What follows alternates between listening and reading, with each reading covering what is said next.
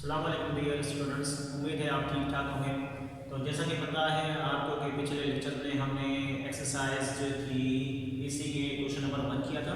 तो आज हमारे पास उसी एक्सरसाइज का क्वेश्चन नंबर 3 है।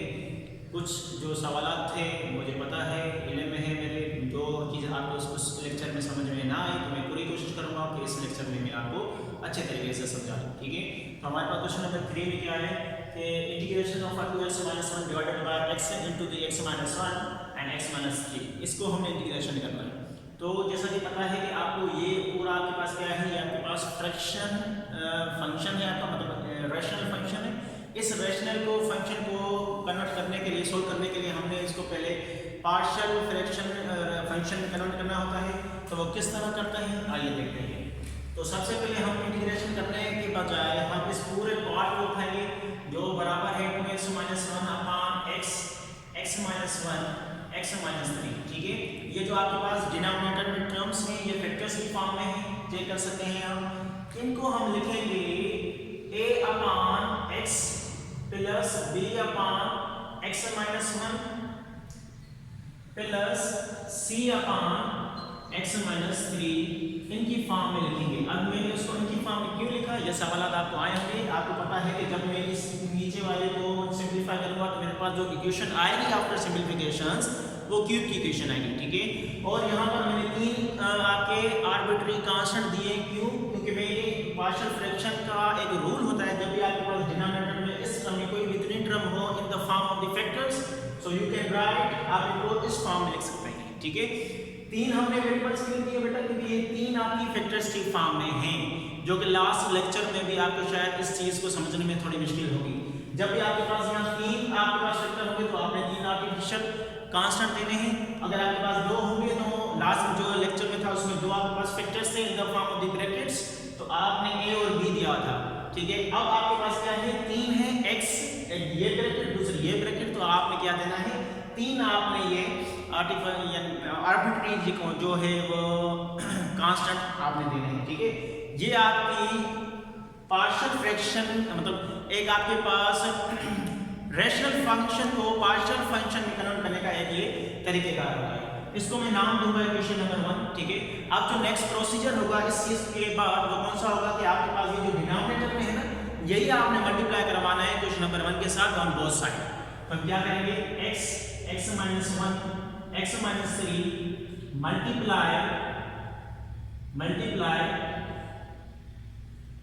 मल्टीप्लाई ऑन बोथ साइड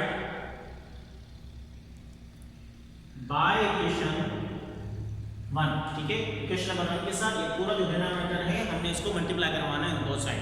जब इस पूरे नंबर को, इस पूरे टर्म्स को मैं यहाँ पर मल्टीप्लाई करवाऊंगा लेफ्ट हैंड साइड के साथ, तो ये और ये आपस में कैंसिल हो जाएंगे। सब बचेगा क्या आपके पास बचेगा 2x - 1 जो कि न्यूमरेटर की वैल्यूज है ये बचेगी, और यहाँ से आपके पास क्या बचेगा, यहाँ चेक कर सकते हैं, यहाँ भी x है, यहाँ ये दो ब्रैकेट है, ये x और ये x कैंसिल हो जाएगा। सिर्फ आपके पास क्या बचेगा, आपके पास बचेगा x - 1 और x - 3 बच जाएगा।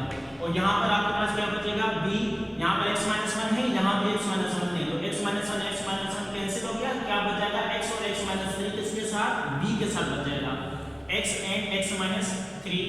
सिमिलरली यहाँ पर x - 3 है, यहाँ पे x - 3 है, ये दोनों कैंसिल हो जाएंगे, तो आपके पास क्या बच जाएगा, cx and x - 1।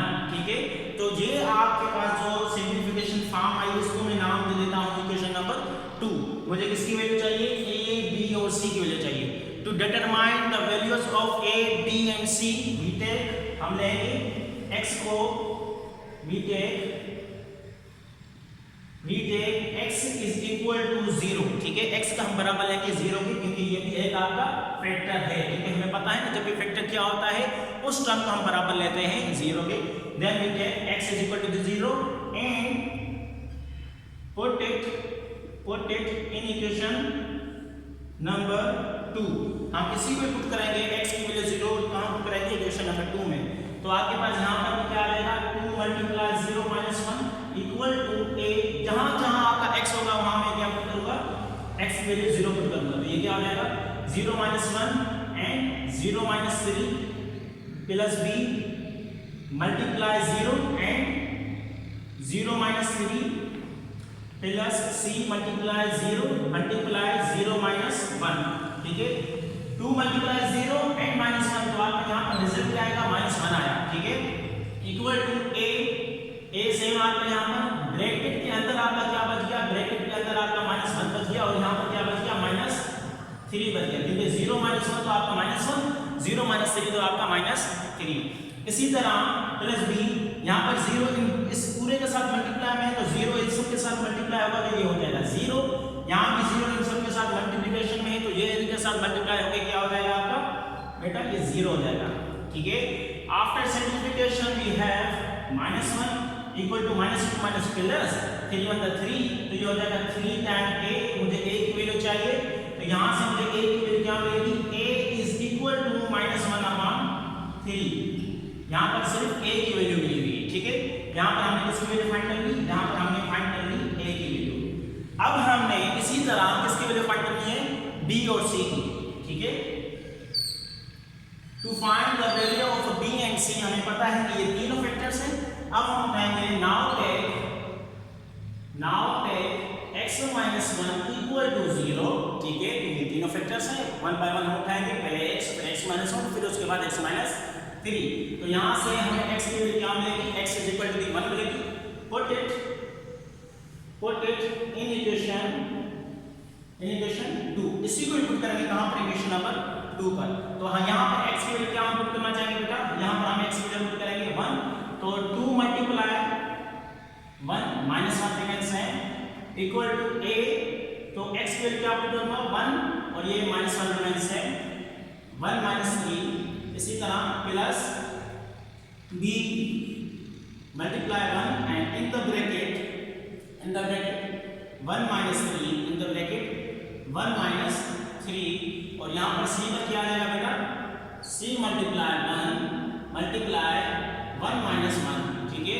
तो 2 अंदर 2 minus 1 equal to a, 1 minus 1 ये हो जाएगा आपका 0 और 1 माइनस 3 ये हो जाएगा आपका -2, और प्लस b मतलब b और 1 माइनस 3 का आपका आंसर क्या आएगा, यहाँ पर आएगा -2, और इसी तरह प्लस c मल्टीप्लाई 1 तो आपका आएगा c और 1 माइनस 1 तो ये हो जाएगा आपका 0, तो यहाँ पर 2 माइनस 1 का आपका आंसर आया 1, यहाँ पर 0 मल्टीप्लाई में तीनों के साथ तो ये पूरा हो गया 0, और ये b इंटू -2 तो आपका आंसर जाएगा -2 टाइम b, और यहाँ भी 0 है, 0 मल्टीप्लाई इसके साथ होगा तो ये हो जाएगा 0, तो हमारे पास क्या बचा 1 इज इक्वल टू -2b, तो मैं मुझे b की वैल्यू चाहिए तो यहाँ पर -2 को उस तरफ भेजूंगा तो मेरे पास क्या आ जाएगा -1/2 is the required value of b which we have found through this process, ठीक है। इसी तरह a और b की वैल्यू फाइंड करने के बाद हम फाइंड करेंगे किसकी वैल्यू, c की वैल्यू, जब हम बराबर लेंगे x minus 3 को किसके, 0 को, क्योंकि ये इनके फैक्टर्स हैं। Now take x minus 3 equal to 0 because it is a factors, तो x minus 3 हमने 0 के बराबर लिया तो x इज इक्वल टू किसके बराबर हो जाएगा बेटा, ये बराबर हो जाएगा 3 के। Put it in equation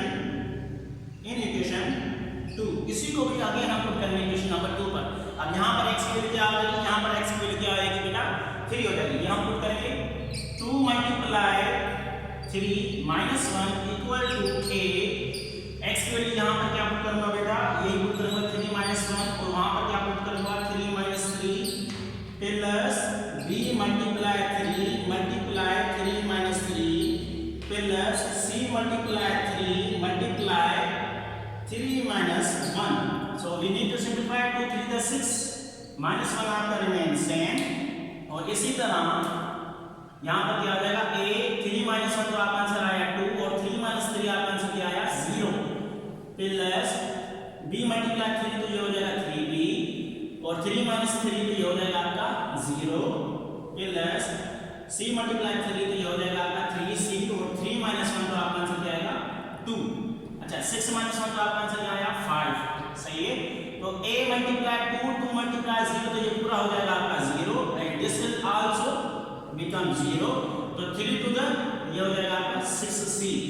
after simplification ये आपके पास आ जाएगा 6c इज इक्वल टू 5, तो हमें c की वैल्यू चाहिए तो c इज इक्वल टू 5/6। अब जैसा कि बताया आपको a b c की वैल्यू मिल गई, यही हम पुट करेंगे यहाँ पर इक्वेशन नंबर 1 में a b c की वैल्यू जो कि इस पूरे के बराबर होगा। Then we can easily integrate the following problems. ठीक है, तो जगह न होने के बजाय मैं इसको लिखना चाहूंगा कहाँ पर, यहाँ पर लिखता हूँ। तो ये हो जाएगा आपका पुट, अच्छा, put all these values in equation 1। तो हमारे पास क्या आ जाएगा बेटा, इक्वेशन नंबर 1 जो कि किसके बराबर है आपका 2x - 1 upon this is equal to a upon x। a की वैल्यू क्या मिली हमें, a की वैल्यू मिली हमें -1 अपॉन 3, तो ये हो जाएगा -1 upon 3 upon x plus b की वैल्यू क्या मिली है, b की वैल्यू हमें मिली है -1 अपॉन 2, तो ये -1 अपॉन 2 अपॉन x - 1, और c की वैल्यू अभी हमें मिली है, c की वैल्यू किसके बराबर है 5 upon 6 upon x - 3। After simplification हम इसको दे सकते हैं, इसको इस तरह लिख सकते हैं -3 अपॉन x, और इसको हम लिख सकते हैं -1 अपॉन 2 टाइम x - 1, और इसको हम लिख सकते हैं 5 अपॉन 6 टाइम x - 3 लिख सकते हैं। ठीक है, तो ये किसकी फॉर्म होगी, इसकी फॉर्म होगी। अब हमें इसको इंटीग्रेट करना है, तो इंटीग्रेशन के लिए अगर मैं इस चीज को यहाँ लिखना चाहूँ तो आपको समझने में कोई मुश्किलात नहीं होगी, क्योंकि यहाँ जगह नहीं है, तो मैं इसको ऊपर लिखूंगा और क्या आप समझ सकेंगे। ठीक है, अब हम इसको इंटीग्रेट करेंगे, तो हम कह सकेंगे integration of 2x - 1 x - 1 and x - 3 into dx is equal to -1 upon 3 of integration 1 upon x into dx minus 1 upon 2 integration of 1 upon x minus 1 and plus dx plus 5 upon 6, इसको मैं यहाँ लिख देता हूँ, plus 5 upon 6 integration of 1 upon x minus 3 into dx। अब आपको जैसा कि पता है इनकी इंटीग्रेशन किसके बराबर होती है बेटा, आपको पता है ये बराबर -1 upon 3 same plus 1 upon x की इंटीग्रेशन बराबर होती है किसके, ln x के। ठीक है, -1 upon 2 की सेम 1 upon x minus 1 की इंटीग्रेशन बराबर होती है -1 upon 2 lx minus 1 और प्लस 5 upon 6, और इसकी इंटीग्रेशन बराबर होती है आपके ln x minus 3। ठीक है, तो प्लस c, ये प्रोसेस था इस पूरी इंटीग्रेशन को सॉल्व करने का। उम्मीद है ये वाला सवाल आपको समझ में आया होगा। नेक्स्ट लेक्चर में इस एक्सरसाइज का दूसरा प्रॉब्लम करेंगे, तो उसमें ज़्यादा आपको इस चीज़ का कंसेप्ट क्लियर होगा। Thank you.